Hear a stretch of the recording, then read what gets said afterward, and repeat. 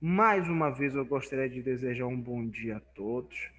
Vou espelhar aqui aquele nosso slide inicial que a gente falou da última vez. Só um minuto, né? Só um minuto. Vocês estão conseguindo ver o slide, gente? Sim. Sim? Então, olhem só. Nós paramos necessariamente dentro da discussão que envolvia, né, o acesso no SUS dos serviços de saúde mental. Falamos sobre como esse profissional ele interfere positivamente ou negativamente nesse processo de avaliação do seu portador de saúde mental. E antes da gente começar essa discussão, a gente para e pensa da seguinte forma: será, né, que realmente no Brasil nós temos uma necessidade realmente de investir na saúde pública, no critério de saúde mental? Aqui tem uns dados para nos ajudar, na verdade, a refletir sobre essa resposta a essa pergunta. Primeira coisa, cerca de 3% da população geral sofre com transtornos severos, né? Transtornos mentais severos e persistentes. Bom, nós temos um indicativo aí que talvez o número, né, nos deixe um pouco assim relaxados. 3% da população geral no Brasil sofre de transtornos mentais severos e persistentes. Gente, se a gente for parar para pensar, 100 milhões de pessoas, 3% são 3 milhões, né? 200 milhões de pessoas, 3% são 6 milhões de pessoas. A população do Brasil é de 220 milhões de pessoas. Então, nós temos mais de 6 milhões de habitantes, né, que sofrem de transtornos mentais severos e persistentes. Esse número ele é significativo? Claro que sim. Nós estamos falando de um quantitativo enorme que necessita de uma atuação específica para cada caso. Nós chamamos isso de atenção especializada, quando nós necessitamos de algo bem apropriado, bem específico para aquele nosso paciente usuário. Tá bom, 6 milhões e poucos de pessoas, né, talvez até 7 milhões de pessoas. E na opinião de vocês, se a gente fosse perguntar, o professor acabou de falar que nós necessitamos de uma atenção muito mais específica para esses indivíduos. Será que essas 7 milhões de pessoas, elas têm essa atenção especializada? Penso que não. Eu acredito que não, né? E eu vou fazer Também acredito que não. uma pergunta melhor para vocês. A gente comumente concorda que não, né? Que não tem. E agora, desses 7 milhões de pessoas, desses 3% da população mundial, quantas pessoas vocês acham que têm acesso a isso? Vocês acham que 50%, 70%, 40%? O que é que vocês acham? Professor, acho que até menos. Eu Eu diria, acho que chega a eu diria 35. 10%. Eu diria 10%? 10%. Talvez uns 10, 20%. Entendi. Então, olha só, gente. A última avaliação feita pelo IBGE, né, isso já tem um tempo, né, foi o que nos determinou esse valor, né, de 3%. Ela detectou que um número de pessoas que tinham o acesso a um serviço integral e contínuo dentro desses 7 milhões era de aproximadamente 8% desse valor. Vocês já imaginaram? 7 Perto, hein? Cheguei milhões de perto. pessoas e nem 10% desse quantitativo, né? Nem 700 mil pessoas têm acesso a esse serviço. É um dado que nos choca, né? Porque quando a gente fala 3% da população, a gente não acha um número muito pouco, né? 3%. Mas quando nós vamos avaliar a representatividade disso socialmente, é uma coisa estrondosa. Vamos ver ali mais um outro dado. Mais de 6% da população apresenta transtornos psiquiátricos graves decorrentes do uso de álcool e outras drogas. Vamos sair daquele quantitativo de 7 milhões e vamos agora para 14 milhões de pessoas. Aumentou ainda mais, né? Essas pessoas estão, né, relacionados diretamente ao uso de álcool e outras drogas. A gente para hoje em dia e pensa o seguinte: se, é um exemplo, tá, gente? Se eu construísse uma unidade de saúde em cada rua da cidade de Belém, em cada rua da cidade de Belém, vocês acham que eu teria a mesma quantidade de pessoas com transtornos psiquiátricos relacionados a álcool e drogas? Ou será que eu teria uma quantidade bem menor? O que é que vocês acham? Uma quantidade bem menor. Bem menor? Pelo menos na minha avaliação. Certo. Porque você teria uma... Como é que eu posso dizer? Uma área de cobertura maior. Pelo menos é a minha visão. Tá, eu acredito, inclusive, que o seu pensamento, ele é um pensamento de atenção em saúde, né? Você pensa assim, não, com unidade de saúde, nós vamos ter uma maior atenção a esse indivíduo. Porém, olha que coisa curiosa, as unidades de saúde, nem todas, na verdade, uma pequena porcentagem tem programa de atenção a usuários de álcool e drogas. Então, talvez o X da questão, você pensou do jeito certo. Seria o modo era específico. Não era nós termos unidades básicas com as políticas de atenção. Sabe por quê, gente? Porque o que a gente percebe? Tá surgindo hospital, tá surgindo, né, por exemplo, unidade de saúde, tá surgindo, por exemplo, outros segmentos, mas esse público está de lado, né? E aí, necessariamente, o que fazer, né? Gente, só um minuto, rapidinho. Professor.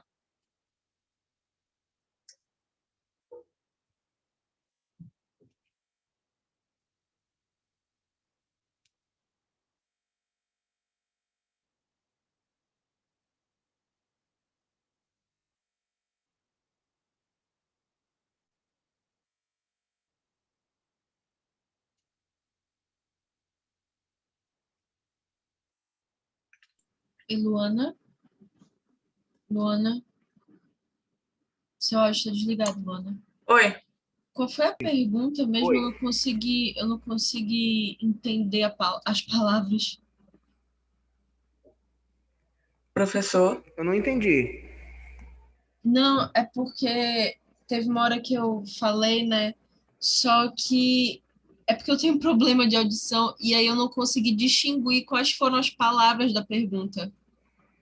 Eu não consegui entender. Eu tinha comentado a respeito, né, por exemplo, da unidade, que a gente falou, será que se a gente colocasse uma unidade de saúde em cada rua de Belém, será que ia diminuir a quantidade de pessoas com transtorno mental relacionado a álcool e drogas?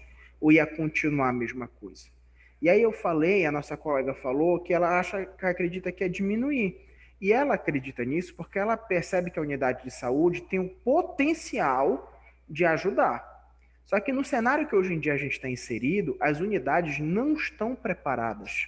Não existem políticas de assistência a esse tipo de indivíduo. E sabe o que é o mais curioso de tudo? É o seguinte, dentro de uma unidade de saúde, né, cada profissional ele é responsável pela efetivação dos programas assistenciais lá dentro. Então, o que é que a gente percebe, por exemplo, lá na unidade do Marco, que fica ali atrás da UEPA da Almirante Barroso? O fisioterapeuta, ele instituiu um programa de fisioterapia na terceira idade. Então, toda quinta-feira os idosos estão lá fazendo as atividades e tudo mais. Um enfermeiro criou o programa de auxílio ao aleitamento materno. Então, toda sexta-feira as mães estão lá fazendo oficina. E o dentista? E o psicólogo? Né? E o assistente social? Será que realmente eles conseguem, né, desenvolver, por exemplo, essas atividades? Porque eu sei que isso não depende só deles, né? Depende de vários fatores. Mas será que já há, né, a contrapartida, o ponto inicial desse profissional? Porque às vezes o profissional ele fica muito limitado na sala dele. Não, eu vou esperar chegar alguém aqui e não vou pensar dessa maneira generalista, né? Nós estamos falando mais uma vez. Alguém quer falar alguma coisa? Edna, quer falar algo? Sim, Diga, Edna. eu acho também que tem a ver com a família, né? Porque às vezes os programas estão aí, mas aí muitos dos pacientes precisam de acompanhante, ou ele mesmo não quer seguir o tratamento, Sim, aí foge também do padrão do tratamento, né? sim, sim, com certeza. Quantos profissionais ficam esperando e o cliente, o paciente não vai, por questões sociais, financeiras, Vários, né? Várias coisas. várias. Várias coisas. Obrigado, Edna. Meu amigo, pode falar. Levantou a mão aqui, eu vi. Não, era justamente isso que a Edna falou, porque, tipo, além das unidades não estarem preparadas, né, e Sim. não, e não existirem políticas públicas, por mais que existissem milhões de atendimentos por aí, Uhum. tem toda uma questão social, né, do próprio preconceito e a própria Exato. procura por ajuda, né, que Uhum. é o primeiro passo que eu acho que todos deveriam ter. Sim, sim. E olha, gente, o que é que eu digo para vocês? A gente falando, por exemplo, de pessoas que têm transtorno psiquiátrico grave decorrente do uso de álcool e drogas, nós estamos falando de uma pessoa que ela está bloqueando, né, as relações sociais. Ela não está conseguindo manter a sua perspectiva normal de trabalho, relacionamento, e isso é um ciclo vicioso. Vocês sabem que isso é conhecido como um problema crônico. O que é que a gente quer dizer quando um problema é crônico? É que se nada for feito externamente, aquele problema vai continuar. Não é que nem uma gripe. Eu, quando estou gripado, se eu não tomar nenhum remédio, daqui a 2 dias, 3 dias eu estou melhor. Isso não. Isso vai se tornando progressivo. E a gente, às vezes, olha, talvez para o bairro que vocês moram, eu não sei onde vocês moram, mas a gente olha para a rua assim e fala: olha, professor, aqui onde eu moro eu não vejo nenhum morador de rua, eu não vejo nenhum usuário de droga, de álcool, eu acho que isso nem existe mais. Não é isso, né? Vocês só estão vivendo em um ambiente onde ocorre a letaralização desse indivíduo, né? E ele está com certeza em outras partes de Belém, né? E a gente talvez não percebe.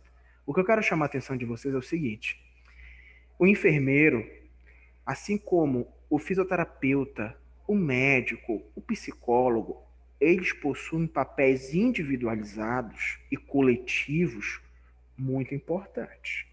Cabe a cada um a instituição, né, a criação e efetivação dos seus métodos, né, de chegar professor, mas deixa eu lhe falar, como eu, psicólogo, que estou dentro da unidade de saúde, vou conseguir fazer para tratar essas pessoas? Gente, vocês não precisam mudar o mundo. Vocês precisam mudar a realidade de alguns indivíduos.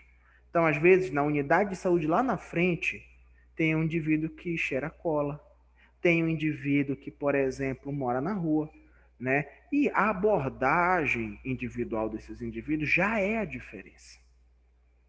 Não adianta a gente pensar, mas professor, o que é uma pessoa perto de 14 milhões? É uma pessoa. E foi de uma em uma pessoa que virou 14 milhões, né? E aí, por exemplo, a Luísa até falou sobre unir a outros profissionais, a várias especializações, para que a gente possa ter uma maior fluidez dentro desse processo. Isso é verdade. A gente escuta falar muito na saúde, eu não sei se você já ouviu esse termo, sobre o que a gente chama de equipe multiprofissional. né? Nada mais é do que isso. São vários profissionais da saúde que conjuntamente trabalham para, né, para desenvolver, como é que eu posso dizer para vocês, métodos muito mais eficazes de atenção. Vamos lá olhar nosso próximo quadro. Olhem só, 12% da população necessita de algum atendimento em saúde mental, seja ele contínuo ou eventual. Nós estamos falando, gente, de aproximadamente uns 25 milhões de habitantes. Vamos imaginar 1 milhão de pessoas por cada estado do Brasil que necessitam de algum tipo de atendimento de saúde mental. 1 milhão, gente, é muita gente. São muitas pessoas. Muitas pessoas que não conseguem ter acesso, que desconhecem o fluxo de atenção e acabam tendo uma cronicidade das doenças, cometem suicídio ou cometem outros atos que, infelizmente, são inerentes à doença, né? É complicado pensar nisso, gente, porque para quem olha um dado como esse, assim como vocês estão olhando, parece ser um trabalho muito árduo, né? Talvez até impossível de alcançar, mas não é assim, né? O mundo, assim como o Brasil, já superaram doenças, crises que envolveram muito mais pessoas do que esse cenário. É possível modificar? É possível modificar. E o trabalho individual, por mais que ele alcance uma pequena quantidade de pessoas, ele ainda é a forma mais eficaz que nós temos de abordar o indivíduo, de tentar modificar esse padrão que nós estamos observando. Tá bom? Vou passar o slide, tá? Se alguém tiver alguma pergunta, pode ficar à vontade. Aí olhem só, gente. Vamos imaginar os portadores, né, de algum adoecimento mental. E aqui nós temos uma realidade de acordo com raça e etnia, gênero, sexualidade, escolaridade e idade. Eu pergunto para você, gente, a raça ou a etnia? Por exemplo, o indivíduo é negro, ele é indígena, ele é quilombola. Eu pergunto para vocês, essa é uma característica que direta ou indiretamente pode levar ele a um adoecimento mental? Sim ou não? Sem dúvidas. Oi? Sem dúvidas. Sim, e por quê? Porque. Pode falar, Rafa. Pode falar. Começa aí, depois termina. Tá. Porque ele vai ser discriminado, professor, porque ele corre o risco de ser excluído, de não ter o mesmo atendimento de outras pessoas, no meu caso, por exemplo, que sou branca, de não ter o mesmo atendimento, de não ter a mesma forma de atendimento, de ser tratado de uma outra maneira. Então, não é a mesma realidade. Não é a Sim, mesma realidade. Em muitos casos, você encara que não é a mesma realidade. E, tipo, isso certo, está diante dos teus olhos. certo. Diga, meu amigo, quer falar também? É exatamente isso, tipo, a realidade em que a gente, tipo, uma pessoa, por exemplo, LGBT, ou então uma pessoa que geralmente tem enfim, é um usuário de drogas, dentro do próprio ambiente hospitalar, você vê esse preconceito, né? Você vê, Sim. aquele paciente, vou lhe dar um exemplo, por exemplo, eu já sofri de crises de ansiedade e às vezes eu ia para um hospital e aí, tipo, não tinha essa coletividade do tipo, olha, vamos encaminhar para alguma coisa, tipo, para um Outro psiquiatra, por exemplo. profissional, né, e tudo mais. Exatamente. Então aí, tipo assim, eu ficava, pô, eles estão de algum modo me dando só um medicamento, e vai para casa e acabou. Sim, Era isso. Entendeu? Então, tipo, querendo ou não, essas pessoas ainda sofrem mais, sim. porque é visivelmente que elas estão marginalizadas, entende? de alguma forma. Aí, tá, a gente cai sobre uma outra coisa importante. A gente sabe do preconceito, a gente sabe dos estigmas sociais. Agora eu faço uma pergunta para vocês. Vocês acham que agora, no atual cenário que nós vivemos, 2021, vamos comparar isso com 10 anos atrás? Vamos sair lá de 2011 para 2021. Vocês acham que essa relação do preconceito, da realidade relacionada à raça e etnia, ela melhorou nos últimos 10 anos? Ela continua a mesma coisa ou vocês acham que piorou isso? Eu acho que piorou um pouco. Piorou? A minha visão. Tipo assim, A minha visão. Certo. pela minha visão, houve um período de melhora realmente dentre esses 10 anos, Uhum. mas atualmente a gente pode ver que houve também um declínio desse respeito e de tudo que a gente já tinha, que essas pessoas, no caso, já tinham conquistado até então. Sim. E eu não sei se, na verdade, eu não posso dizer que as pessoas, de certa forma, elas aprenderam hoje. Na verdade, a leitura que eu tenho é que isso estava camuflado em Certo. certas pessoas. Elas não, como é que eu posso dizer? Elas não colocavam essas ideias na mesa, mas elas Sim. ficavam com aquela ideia na cabeça. E a partir do que 1, 2, 3, 4 começaram a falar sobre o assunto, elas começaram a se pronunciar. E aí foi tomando a potência que tomou. Exatamente. Exato. E aí a gente para e pensa o seguinte: existe uma coisa relacionada a isso que é igual aquele ditado antigo, né? Água mole, pedra dura, tanto bate até que fura. Qual é o simbolismo dessa fala? É o seguinte: se você tem uma sociedade extremamente marcada pelo preconceito, como é que esse profissional da saúde mental ele vai conseguir ter resultados produtivos com seu cliente? Se o seu cliente, ao sair, ele já entra novamente naquele critério extremamente excludente, preconceituoso. Então, será que o profissional, ele às vezes não está tentando tapar o sol com a peneira, como a gente chama? É um trabalho, às vezes, que vai sendo desgastado pelas relações sociais existentes. E se vocês forem perceber, tudo que está aqui, raça, gênero, sexualidade, escolaridade, idade, são características muito associadas a esse fator de estigma social que tem feito as pessoas adoecerem rapidamente, né? Eu vou dar a minha opinião, tá bom? É um ponto de vista meu. Eu falei, gente, como é que as pessoas ainda, né, discriminam os outros por cor da pele, por escolha religiosa, por escolha sexual? Como é que as pessoas matam as outras por causa disso, né? É difícil, é absurdo um pouco a gente pensar dessa forma e entender que o nosso trabalho ele está sofrendo uma forte interferência negativa por essas coisas. E quando a gente já passa para o outro ponto, que é o gênero e sexualidade, a gente está falando de um outro fator, não tá, gente? Que interfere para o indivíduo adoecer mentalmente.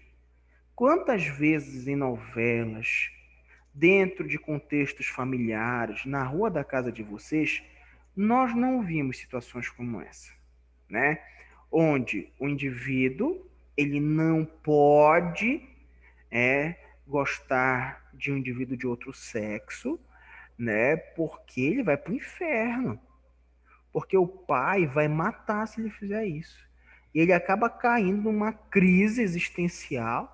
Ele não se reconhece mais como querem que ele seja, né? Eu sou fulano, faço isso e aquilo. Pode falar, Luana. Só para complementar um pouco da sua fala, tipo assim, um outro aspecto também é que, tipo, essas pessoas, elas discriminam muito a forma como, por exemplo, essa pessoa pode se entender diante da sociedade. Não só com a questão de, eu sou lésbico, ou eu sou bi, eu sou gay, enfim. Uhum. mas com a questão do próprio trans.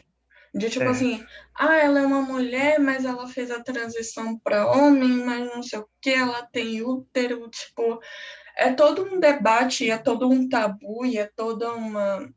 Uhum. Como é que eu posso dizer? Peraí, que me fugiu a palavra. Tá. É Como se essa toda pessoa. uma discussão em cima do Sim. assunto que, tipo assim, ao meu ver, cara, a pessoa se entende dessa forma. Então, tipo assim, por mais que você não queira, por mais que você não concorde, ok, você tem a sua opinião, sem problema nenhum. Mas procure respeitar. Certo. Não é você que vai passar pelo que aquela pessoa está passando, de preconceito, de discriminação, de sei Ah. lá quantas outras coisas mais que essas pessoas passam, que essas pessoas devem estar passando hoje. Uhum. Então, É, é bem. e eu digo o seguinte, né, gente? A gente pensa da seguinte forma. Hoje, falar de transgênero, de transexo, ainda é um assunto que socialmente ele é pouco desconhecido, né? Se você chegar para uma pessoa e falar, olha, o que é o transgênero? O que é o transexo? O que por exemplo, genótipo, fenótipo feminino, genótipo masculino? As pessoas ainda não conseguem muito bem conceituar isso, né? Nós tivemos uma apresentação de conceitos novos e que a sociedade, de maneira geral, nunca parou para entender um pouco sobre isso. Quando a gente fala dessa questão de gênero e sexualidade, que não é apenas uma condição de ser de grupos homoafetivos ou não, nós estamos falando também da característica de sexualidade, que é a autoimagem, as relações. Nós precisamos entender o seguinte: eu não sei se vocês já ouviram essa frase não é minha, né? Essa frase é de um filósofo europeu, me fugiu o nome dele agora, que ele falou algo assim: originalmente, na sociedade, nada é certo, nada é errado. Tudo é condicionado a algo cultural. Vocês já pararam para pensar nisso? Né? O que ele quis dizer? Originalmente, se a nossa sociedade ela não fosse regida por leis normativas, seja o que for, o cara que tem relação com outro homem ia ser normal, né? Matar seria, entre aspas, normal. E ele falou que hoje a própria sociedade ela é responsável pelo adoecimento social, né? Porque ela cria justamente aquilo que a enforca, né? Então, olha, correto é homem e mulher casar. Se tu não gostar disso, é porque tu tá possuído, isso não é de Deus, você vai pro inferno. Você acaba tendo aquela concepção de menos-valia. Por que Deus fez isso comigo? Por que eu nasci assim? E vocês percebem como isso adoece as pessoas mentalmente? Como isso tem uma severidade tão alta que leva as pessoas literalmente à morte. À morte. Quer falar alguma coisa, Edna? Professor, já tem alguns minutos que eu preciso falar. Pode falar, fica à É, vontade. é assim, o que está havendo hoje, sempre houve, mas me parece que predominou mais na sociedade, Uhum, é o descaso, é a falta de humanização mesmo, certo. é a falta do diálogo. E muitas vezes, a gente falando um pouco antes de posto de saúde, de profissionais, de assistência social, fisioterapeuta, médicos em si, enfim, muitas vezes os próprios profissionais, eles estão também, não são todos, mas a gente percebe que alguns profissionais, eles não fazem caso mesmo, muitas vezes vão É, ali por conta do profissionalismo, por conta do concurso, por conta do seu salário, de carga exato. horária. Então, se não há essa humanização, esse caso, esse interesse também junto com o profissionalismo em atender o cliente, em querer vê-lo bem, nós não vamos para frente, vamos dizer assim, nós não Vamos vamos progredir, evoluir, né? nós não vamos progredir, nós vamos ter mais, ó, você pega um alcoólatra, né, um drogado, tá com Sim. um transtorno severo já, não tem mais. Bora ver o que aconteceu, os antecedentes, a família, como ele vive hoje.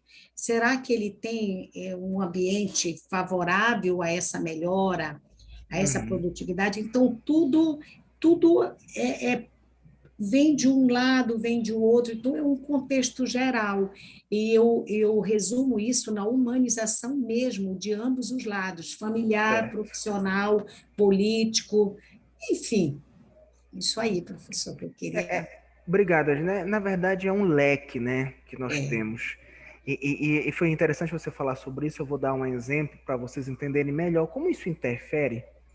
Eu tive um colega na época da faculdade, que ele era da igreja, né? E era uma pessoa muito assídua na igreja, né? Era uma pessoa muito bacana, todo mundo gostava dele. E o sonho dele era fazer medicina. Um dia esse rapaz ele chegou desolado na faculdade, estava muito triste, muito chateado. E as pessoas foram conversar com ele, ele não queria contar, até que depois ele estava comigo uma outra colega, ele resolveu contar o que tinha acontecido. Ele se identificou, ele mesmo reconheceu que ele era homossexual. O problema dele não era ter reconhecido isso. O problema dele era acreditar que Deus e a igreja não iam aceitá-lo do jeito que ele era.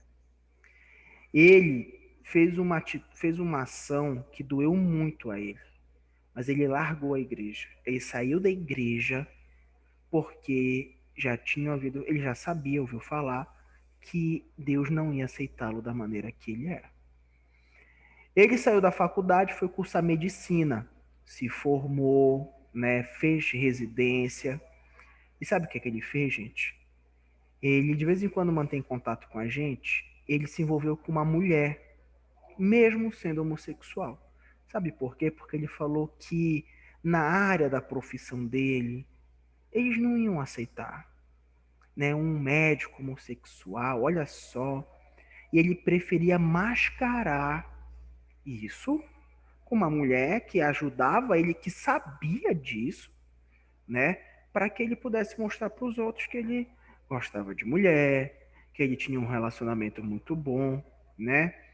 E aí, gente, imaginem só quantas pessoas não fazem isso. Quantas pessoas não realizam atividades parecidas com essas para determinada forma se encaixar no padrão social, né? Diga, Rafael, pode ficar à vontade.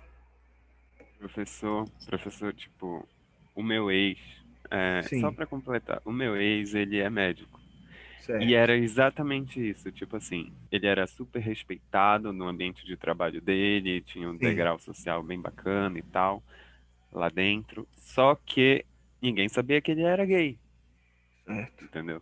Então, tipo, eu vejo isso como o senhor falou, um tabu muito grande que ainda persiste, né, no momento em que a gente vive, principalmente agora, que eu Sim, acho que, tipo assim, é, eu vou citar o exemplo, não tem como não citar o exemplo do Bolsonaro, entendeu? certo. Existem pessoas que compactuam com a ideia com a mesma ideia de que gay tá ali, é uma criatura, entendeu? Como eu já Certo. ouvi É um falar. extraterrestre, né?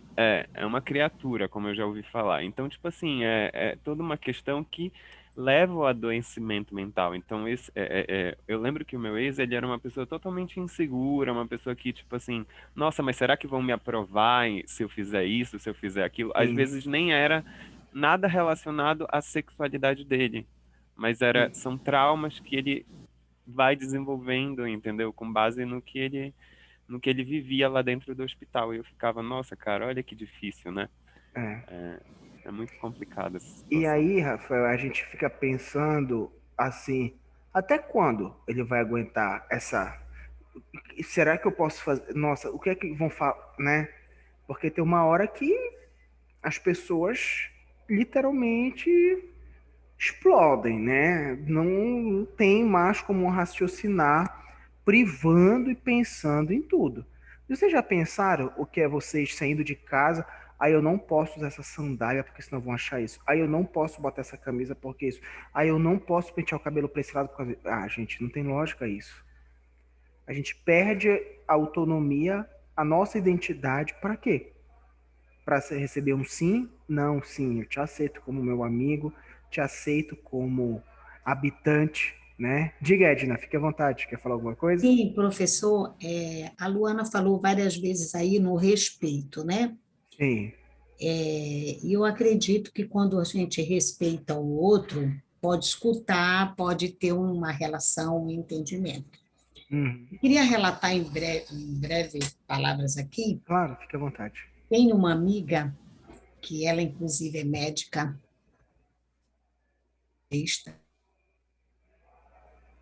Oi, Edna, seu microfone está desligado agora. assim, Sim. uma pessoa conhecedora da sexualidade, né? Porque médica, ginecologista, já Certo. idônea, né?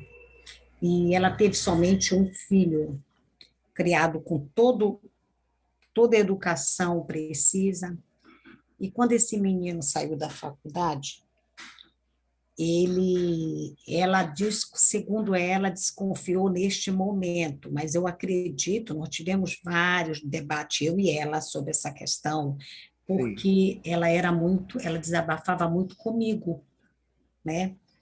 A gente saía muito para ela chorar e desabafar, que ela não Sim. aceitava, mas ela sabia que o filho dela era gay, Certo. mas ela tinha um bloqueio muito grande, um pavor, um medo do marido, né? O marido, além de ser homem, era muito machista. Então, ela tinha muito medo da reação. Então, foi um conflito infernal, eu digo, na família dessa minha amiga. Foram 4, 5 anos. Ela brigava muito com o marido por causa do filho. O filho chegava tarde. Aí ele começou a usar certos acessórios. Ele tinha um certo estilo e ele sempre na minha casa também. Sim. Ela foi obrigada a mandar esse menino para Londres para fazer o mestrado, né? E lá ele se envolveu com um rapaz também, né? Um namorado. Certo.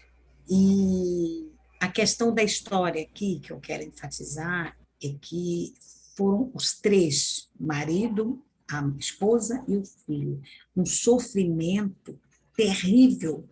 Ela cheia de estudo, de cultura, mas não pôde aliviar isso por vergonha, Intervir, exato. intervir por vergonha. Ela só tinha uma pessoa que ela desabafava, era comigo, chorava.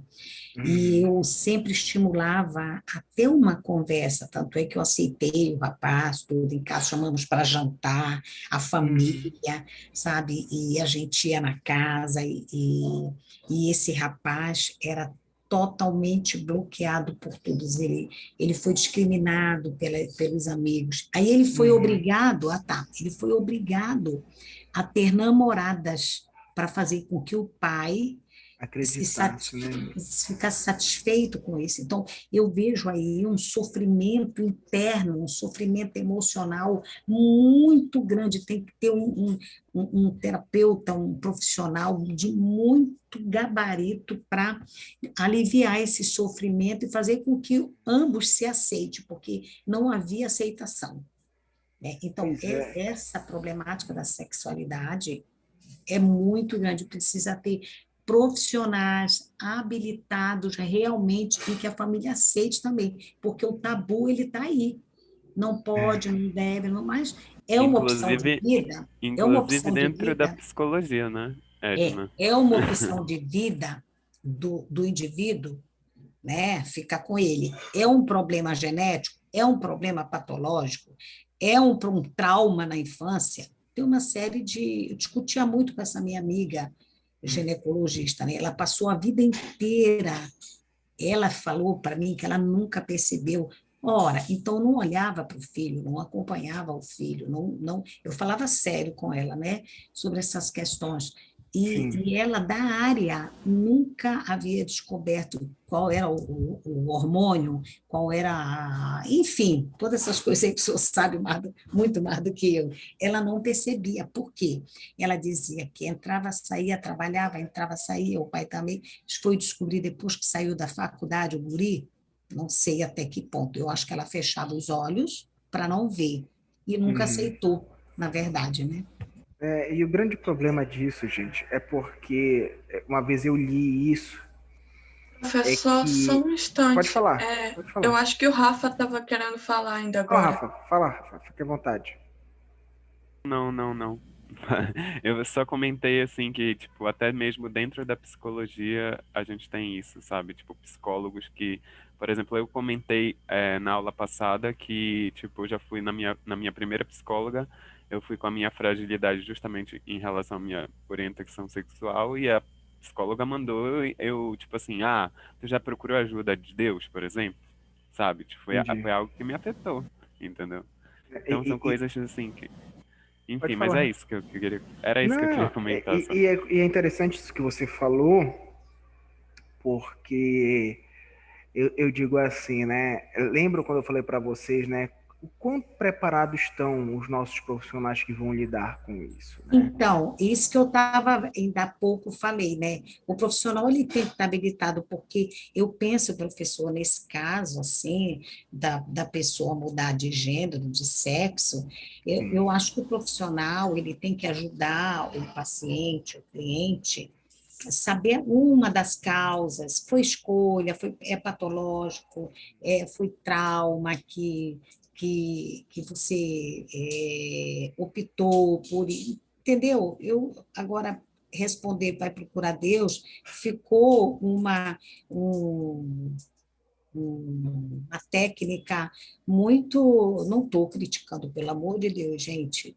Tudo na Sim. vida da gente, a gente tem que ter nosso Deus do nosso lado. Eu tenho meu Deus, ele É. ajuda muito. A gente tem que fazer primeiro na terra, e ele completa, né? As nossas Uhum. necessidades.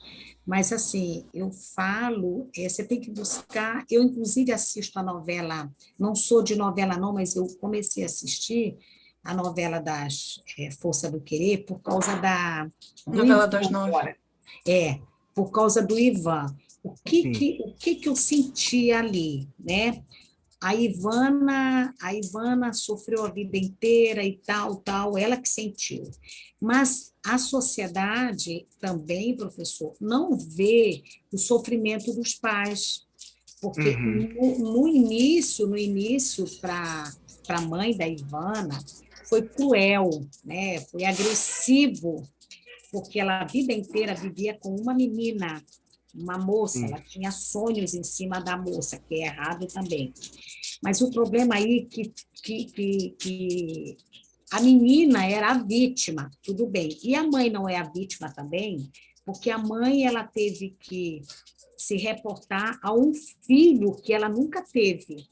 Então, eu acho que é um trabalho total, não é só da vítima, no caso. Eu rotulei assim, vítima, mas não é isso que eu quero. Não, eu entendo. Inclusive, eu acho que você quer dizer que o que é que acontece? Eles acabam olhando para a família como de maneira ruim, né? A mãe não entende, Exatamente. o pai não entende, e a É, verdade é que realmente tem uma parte da novela, eu até vi, é, e ele, o pai do Ivan, da Ivana, a mãe dela, fala assim: é. eu não me lembro deste filho, Pois né? aquilo é Eu não cruel. tenho as Eu, lembranças eu deste não, filho. eu não, eu não criei esse filho. Eu não. O É. Rui fala, que é o personagem que é o irmão, no caso É, do Ivan, aham, Uhum. ele fala que, tipo assim, cara, eu não brinquei bola com esse menino, É. eu é. brinquei bola com uma menina, eu cresci do lado de uma menina, eu joguei com Mas, essa menina, eu brinquei com essa Pois é. menina, e, enfim, quando, e quando a Ivana foi no psicólogo, na psicóloga, eu senti, foi a minha visão, que a psicóloga, ela rejeitou o comportamento da mãe em Uhum. relação, porque é tipo assim, tinha que aceitar de imediato, mas Sim, instantaneamente. e os sentimentos da mãe, aonde é que fica? Tanto que, se eu não me engano, eles começaram parece que ir juntos, né? que teria um significado muito importante essa relação, porque o que é que acontece? Nós estamos falando de um ocorrido social. Não muda só ela, né? Você tem Sim. pessoas agregadas. Tem gente que prefere falar, professor, a vida é dela, ela faz o que ela quiser. Tudo bem, ela faz. Mas ela precisa ter a noção de que a busca realmente pelo que ela acredita ser, isso interfere na maneira como a mãe, o pai, pessoas mais próximas também vê essa relação. E é necessário uma atenção preparatória, né? Porque se você chega hoje e fala, mãe, eu não me identifico como um homem, você é mulher, amanhã eu tô de peruca e tudo, isso choca um pouco, né? A sua mãe E, pode até aceitar, não, professor, tudo bem, mas é um impacto. Diga, pode sim. falar. E só voltando para uma questão que eu falei há pouco tempo atrás na aula, que eu falei que por mais que você não aceitasse tal, mas era uma questão de respeito, Sim, eu não tiro essa frase, eu não retiro ela dos meus argumentos, mas eu vou colocar um a mais nela, digamos assim, sim, porque envolve também todas as questões de aceitação, de singularidades mesmo daquela pessoa e daquela família, como é colocado o exemplo da novela, por exemplo. sim, Quando a personagem se assume como trans, quando ela se enxerga dessa forma, quando ela abre os olhos, e eu vi essa cena, sim, quando ela abre os olhos para esse universo, que talvez ela se encaixe nesse universo,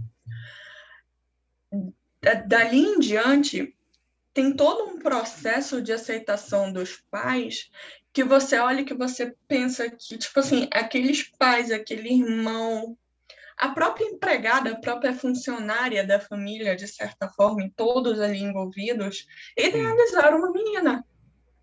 Então, é um processo complicado, é um processo que era como eu estava falando para minha mãe, porque a gente começou a discutir sobre essa questão. E por um momento eu falei, tipo assim, ela está em uma fase, a mãe dela está em uma fase em que ela está negando, porque ela Sim, não sim, conheceu aquilo. Ela sim. não conheceu aquele garoto, desculpa. Ela não conheceu aquele garoto, ela não criou aquele garoto. Ela criou uma menina. Então ela Uhum. está em uma fase de negação porque ela não consegue idealizar. Ela É, é tipo como se ela tivesse perdido toda a base ali que ela tivesse construído em cima da menina que ela criou, que ela vestiu as roupas, que ela projetou para quem sabe ser uma modelo, porque, enfim, as duas se vestiam juntas com o mesmo modelito, enfim.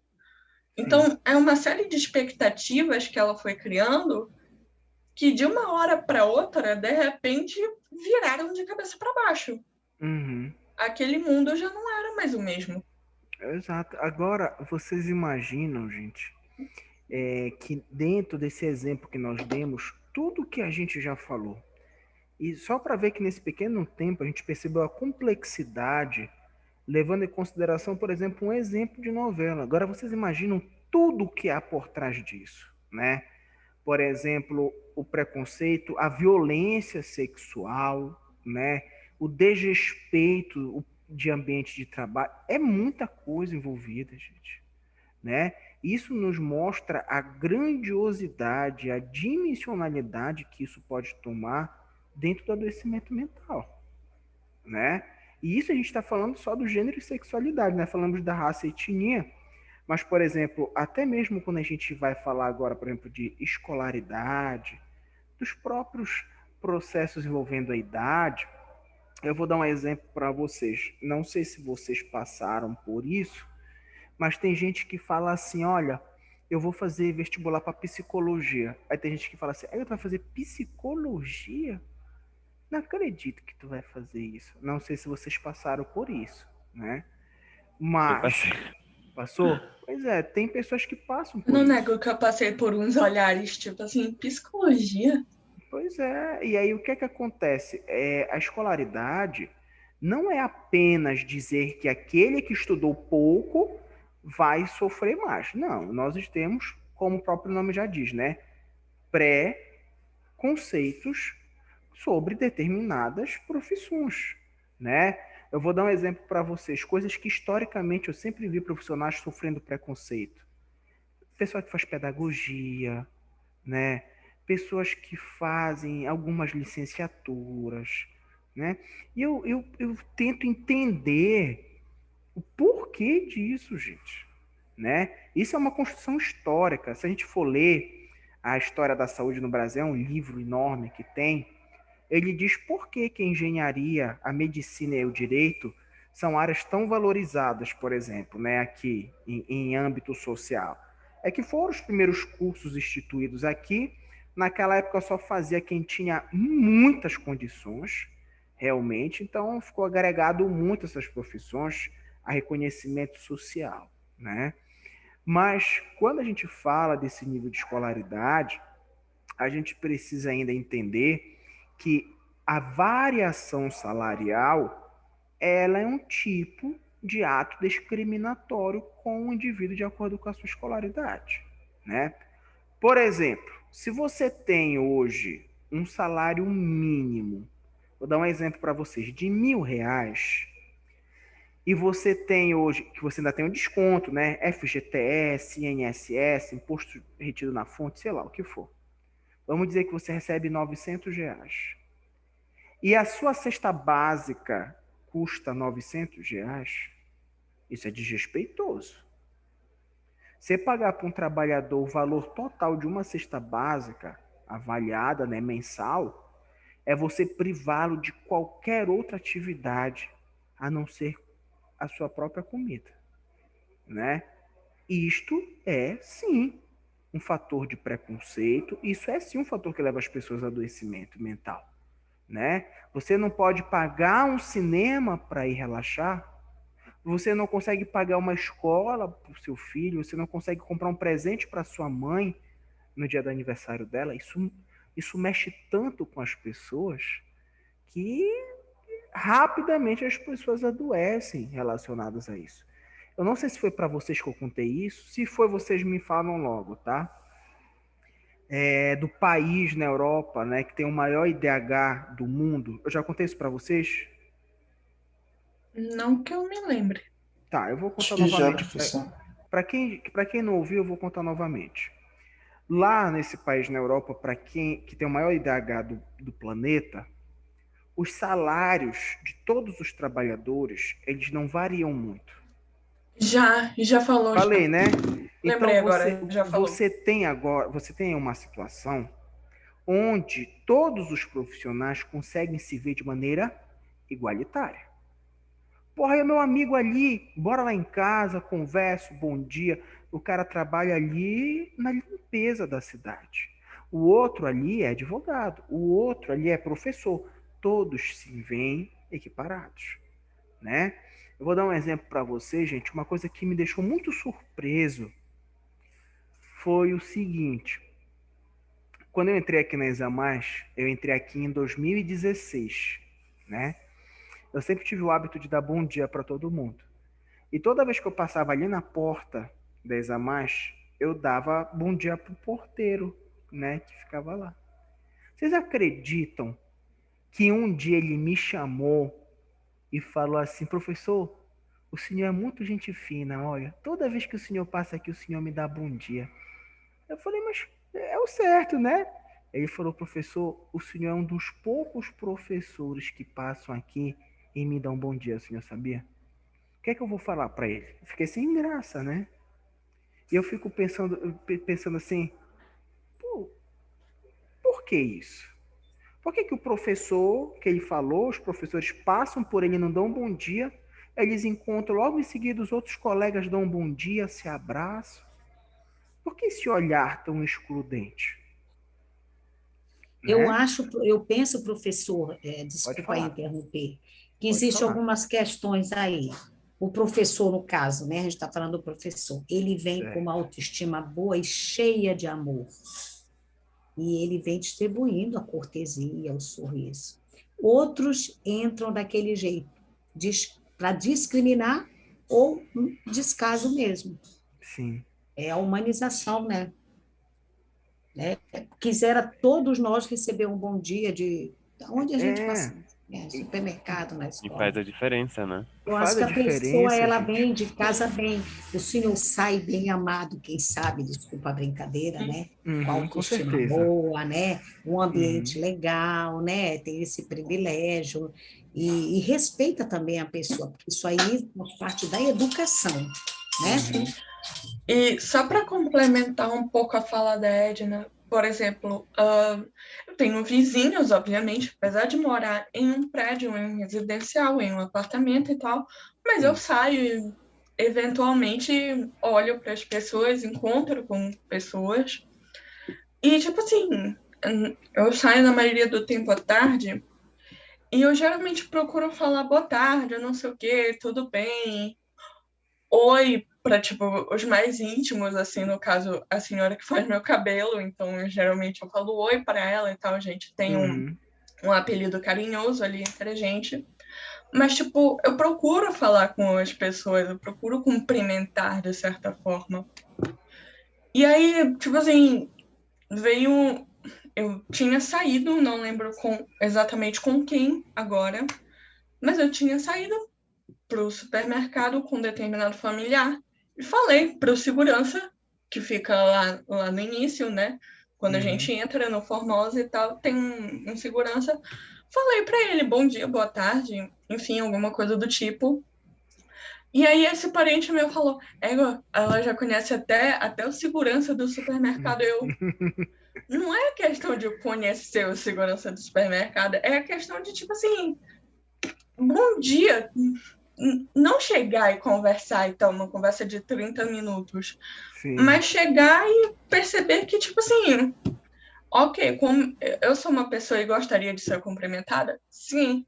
Ele também é uma pessoa que talvez goste sim de ser cumprimentado, porque ele tá ali há Nossa. muito tempo. E ele Uhum. tá só passando álcool em gel, não sei o que e tal, álcool. Eu fico tipo, gente, é praticamente etiqueta. E outra coisa, gente, eu vou dizer uma coisa para vocês. É, Prestem muita atenção no que eu vou falar para vocês. O preconceito, esses exemplos todos que estão na nossa imagem agora, o preconceito, ele não é realizado apenas com palavras ou com ações. Ele também é realizado com, os nossos olhos, né? Isso parece ser forte, mas é porque eu digo uma coisa para vocês.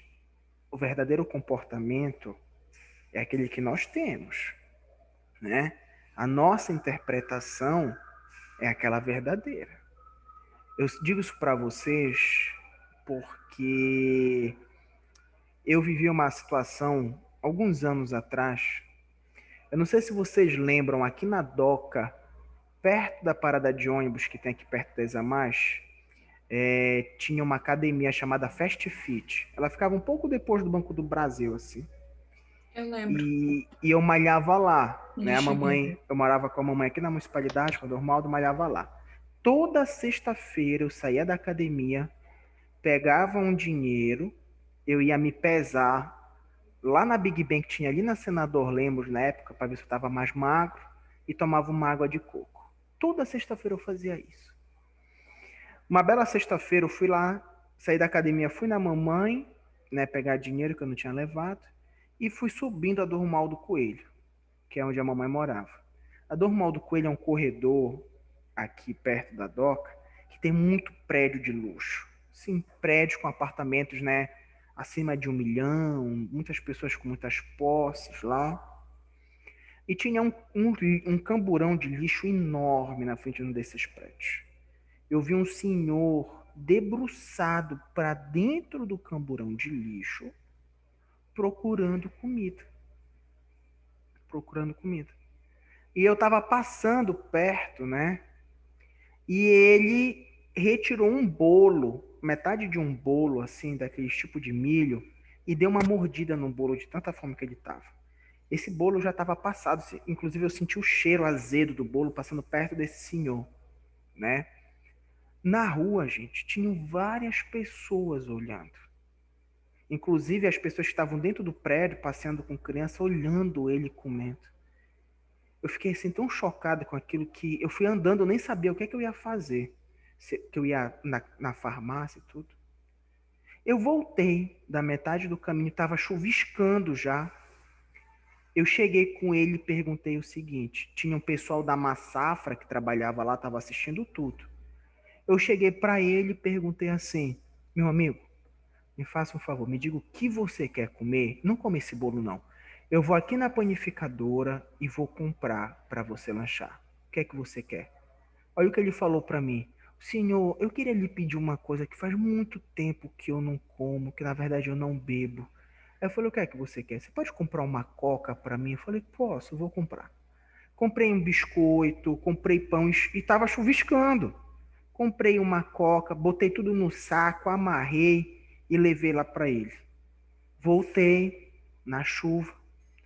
Quando eu me afastei um pouco dele, tinha um rapaz perto de mim. Vocês sabem o que é que o rapaz me perguntou? Ele falou, por que tu ajudou ele? Ele me perguntou isso, vocês acreditam?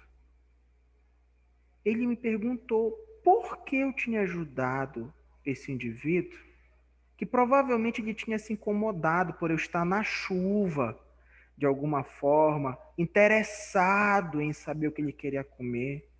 Porque tem muita gente que fala, não, só dá. Pega aí o que é que está mais velho na geladeira, tem 3 dias, põe aí que eles vão comer. Não é verdade? Isso são olhares preconceituosos, né? Isso é uma conduta que, infelizmente, gente, eu não E sei tem explicar. muito. E também tem a situação de tipo assim, ele tá nessa situação revirando lixo porque ele quer. É Porque ele... exato, tem muita gente que pensa assim.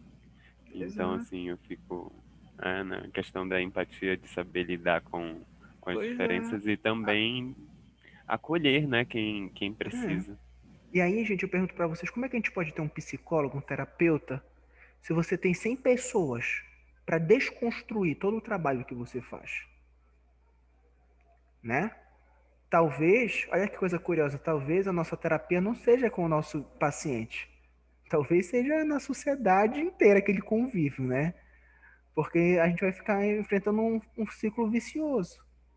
Vai, vai, vai, vai, e volta, volta, volta, volta. E aí, infelizmente é isso. Vamos terminar aqui falando sobre a idade. Idade, gente, uma outra característica interessante. A idade, a gente consegue associar esse âmbito de preocupação, principalmente, desculpa, na minha opinião, existem outros preocupantes também, mas na fase senil, né? Vamos falar entre os idosos. Os idosos, de maneira geral, eles já sofrem com alguns atos excludentes. A gente já sabe disso. A família, a sociedade, políticas públicas de saúde já agem de maneira excludente com o idoso. Principalmente por uma coisa muito curiosa. O indivíduo, ele olha para o idoso como uma pessoa despreparada para realizar outras atividades, né? Karl É como se, Marx, pode falar. é como se fosse assim um olhar mais infantilizado, né? Tipo, Exatamente, exatamente. Karl Marx costumava dizer que o homem é identificado na sociedade pela sua força produtiva. Quando você deixa de produzir, você perde um pouco de significado na sociedade. Isso é verdade, gente, né? Querendo ou não, isso tem o seu ponto de verdade. E aí, o que é que acontece? Ele se tornou um aposentado, um idoso, ele acaba criando, né, os seus estigmas. O que é que a família vê? Olha, não faz nada, ele não pode sair, se pega chuva, gripa, se gripar, morre, só come sopa e mingau. Pronto, isso é o idoso, né? Eu vou dar um exemplo para vocês, pessoal. A minha avó, mãe do meu pai, ela já é falecida. Mas na época que ela era viva, ela era uma pessoa muito ativa. A minha avó fazia hidroginástica no Sesc. A minha avó malhava na Grecoforma. Ia para shopping, pegava ônibus. Era muito ativa, muito ativa. Claro que os filhos sempre olharam com muito cuidado para ela. Já tinha mais de 75 anos. E aí, o meu pai sempre teve o hábito no final de semana de levar a gente para lanchar. Em qualquer lugar que a gente quiser. Bora comer pizza? Bora. Bora comer sanduíche? Bora. E a gente ia. A gente, quando chegava em qualquer lugar, gente, o meu pai perguntava para o garçom se tinha pão de queijo ou queijo quente, que ele queria dar para minha avó. Nem misto quente ela podia comer porque tinha presunto, e podia fazer mal para ela.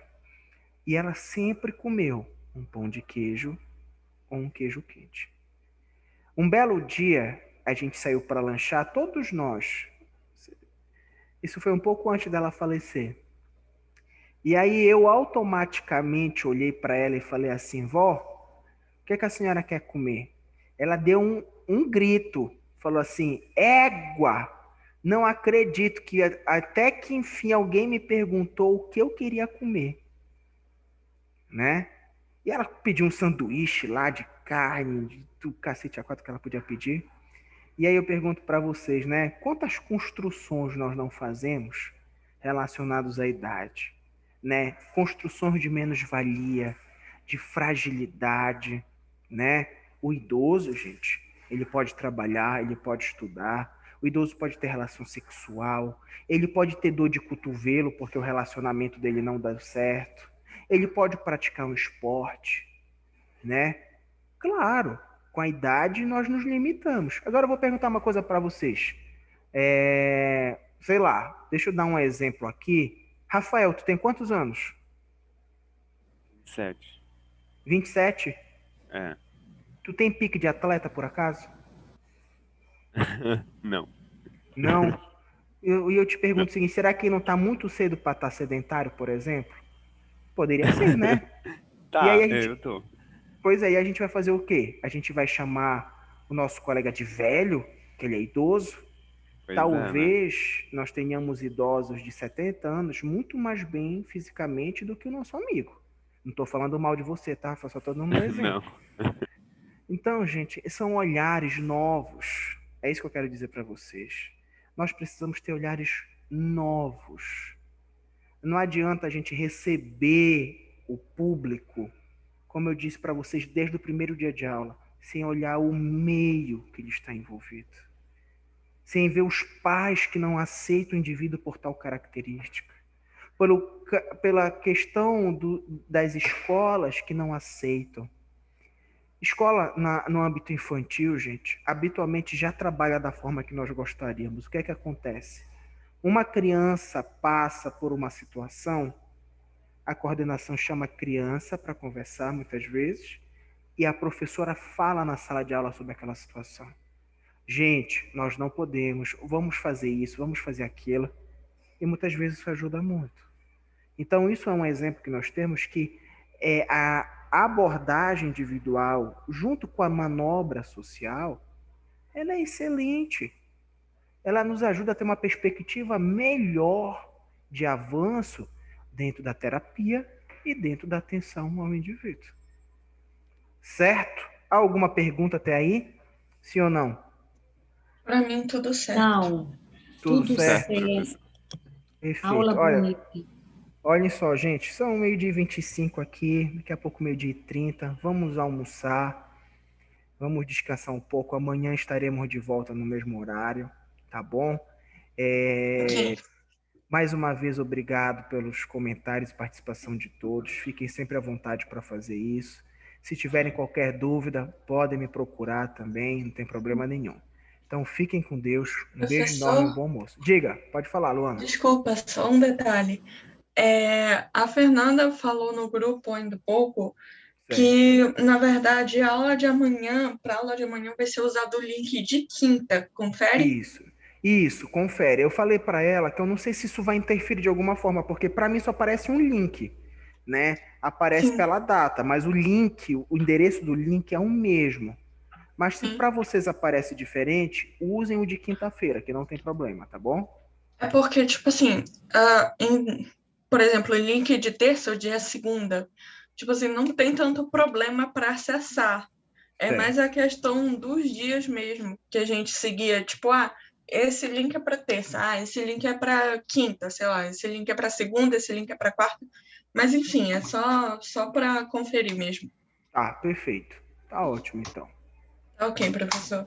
Então tá, gente. Um beijo, uma boa tarde a todos vocês. Tchau, tchau. Até Tchau, mais, tchau. professor. Pessoal, Boa se não é tarde.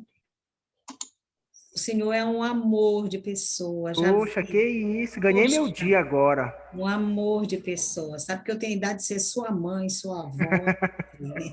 E tu Que já vê que é isso. uma pessoa de boa índole. Tchau. Muito obrigado, Desculpa Edna. me Eu também tenho um interromper. carinho enorme por todos vocês. Eu acho que esse é o grande segredo, né? Poxa, nesse momento de aprendizado, quando todo É, mundo se dá bem e eu aprendo acrescenta, muito com o senhor, muito mesmo, que viu? bom. Muito obrigado, Edna. Um Tchau. grande beijo. Tchau. Tchau, tchau.